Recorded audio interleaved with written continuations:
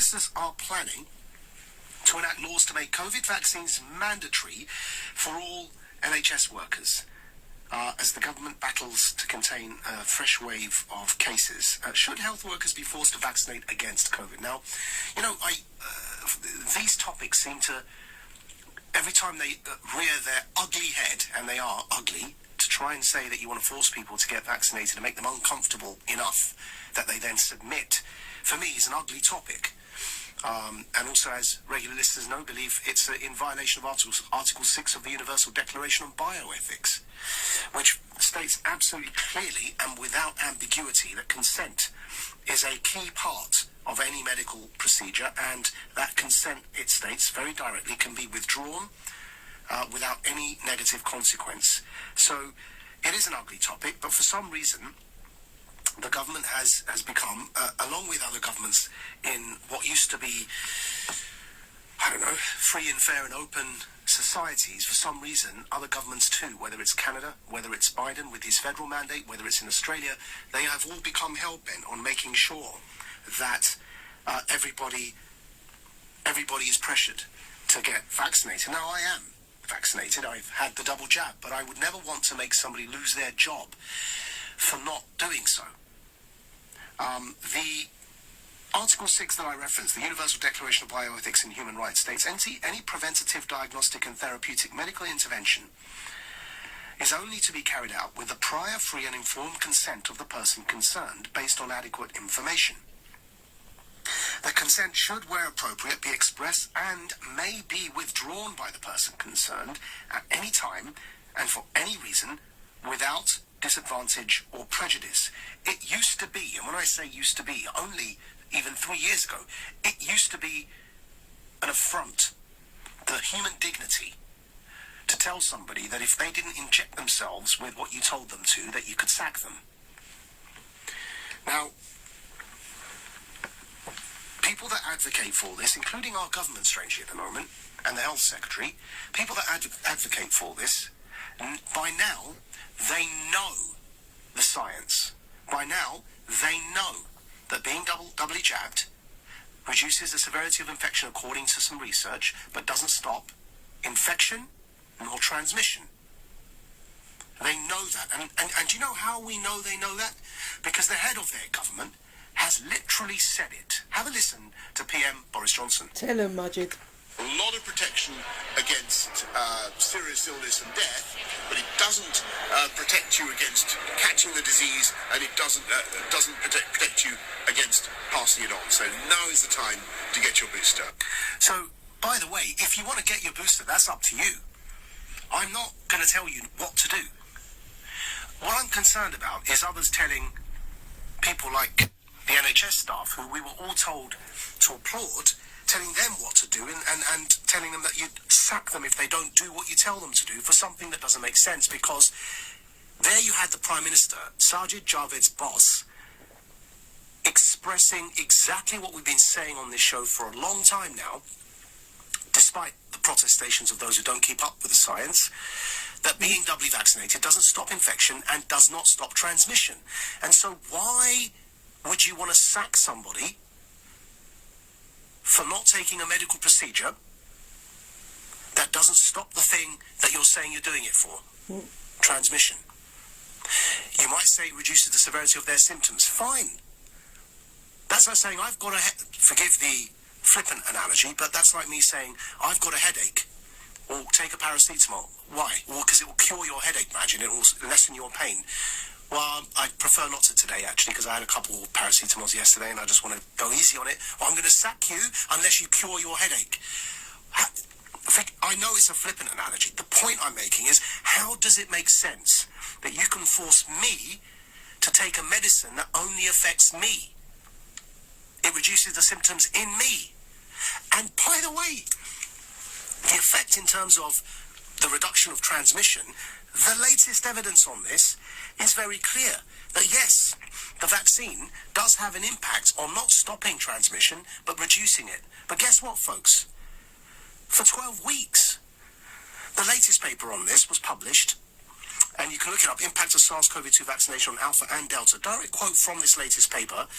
Transmission reductions declined over time since second vaccination for Delta, reaching similar levels to the unvaccinated individuals by 12 weeks.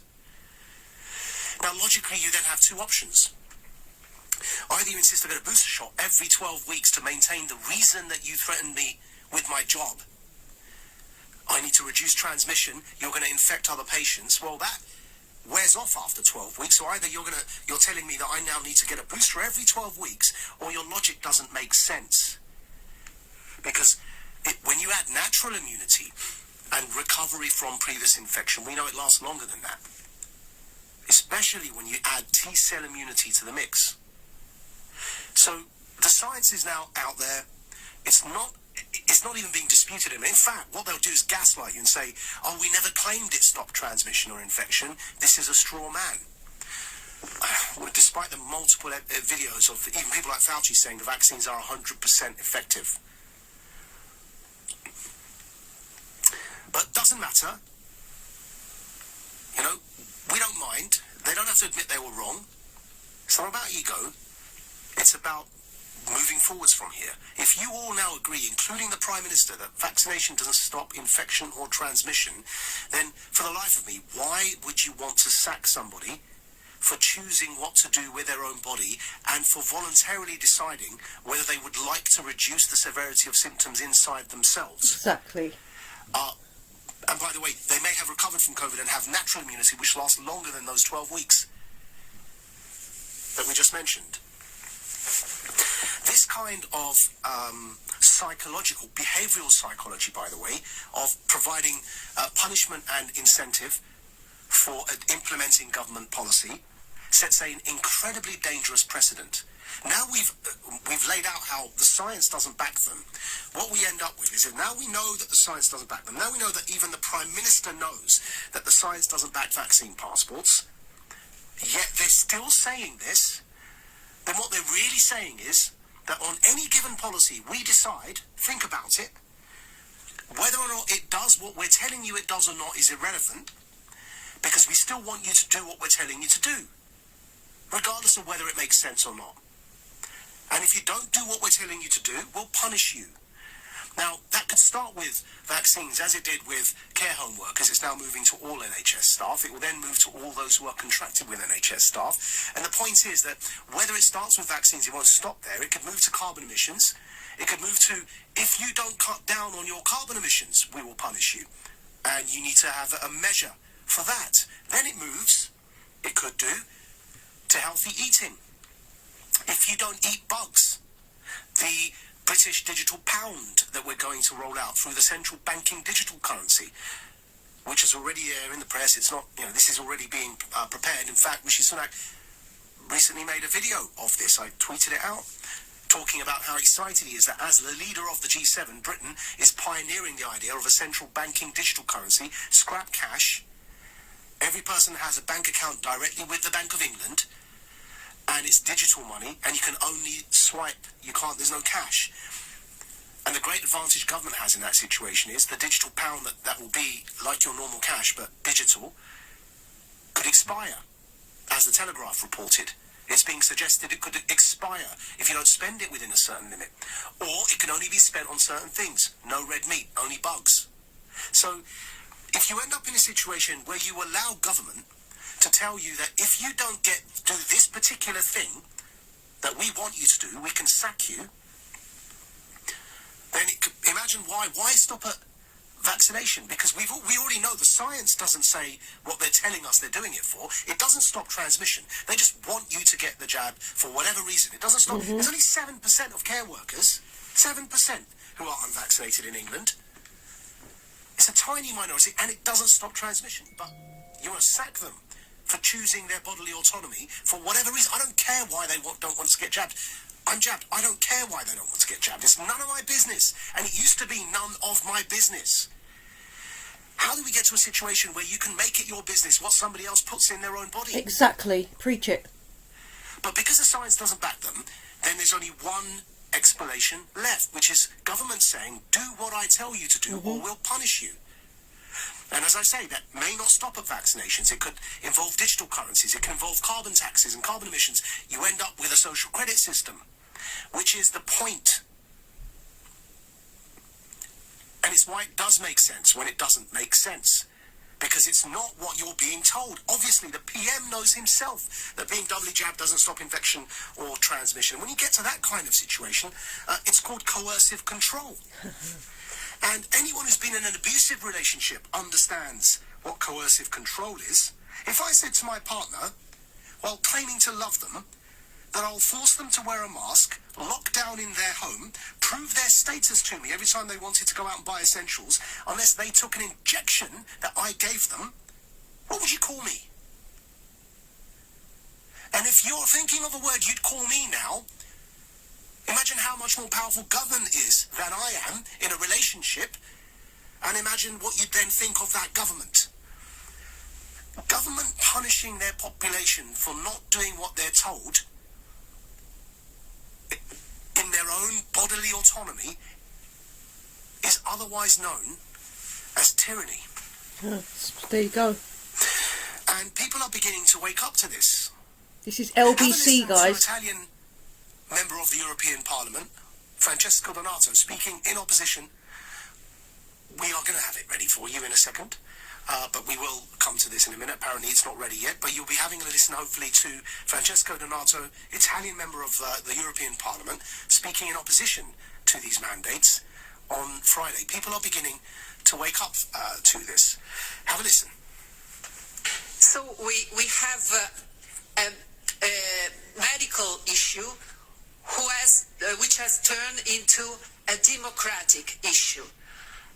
We must today, I think, all stand for the defense of human rights in Europe. And we must do it all together, and we must do it now. We can't wait any longer, because a lot of people are suffering, are losing their jobs. A lot of families are losing their right to have money to live. And this involves not only national citizens, such as Italians or French people, but also foreign ones who work and live in other countries in the European Union, where the rights of establishment for workers and the right of circulation is one of the founding rights of the European unity and the European Union. So it's becoming a democratic issue, and the point is here that, first of all, only 7% of those NHS workers are not vaccinated. If you're going to get to a situation where you make it mandated and they lose their jobs, if you want to continue and perpetuate the division in society and the destruction of the NHS, this is the way to go. You're telling us to protect the NHS. This isn't protecting the NHS. You'll have these 7%, some of them will walk out, and we already have staff shortages in the NHS. Look to Chicago, what happened when the police were mandated to get the jabs. The head of the Chicago Union for Police told all Chicago police officers to simply ignore the mandate.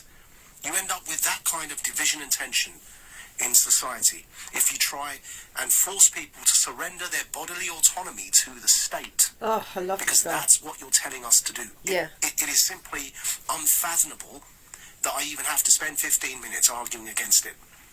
You're listening to Maajid Nawaz here on LBC, and the time is 1:17.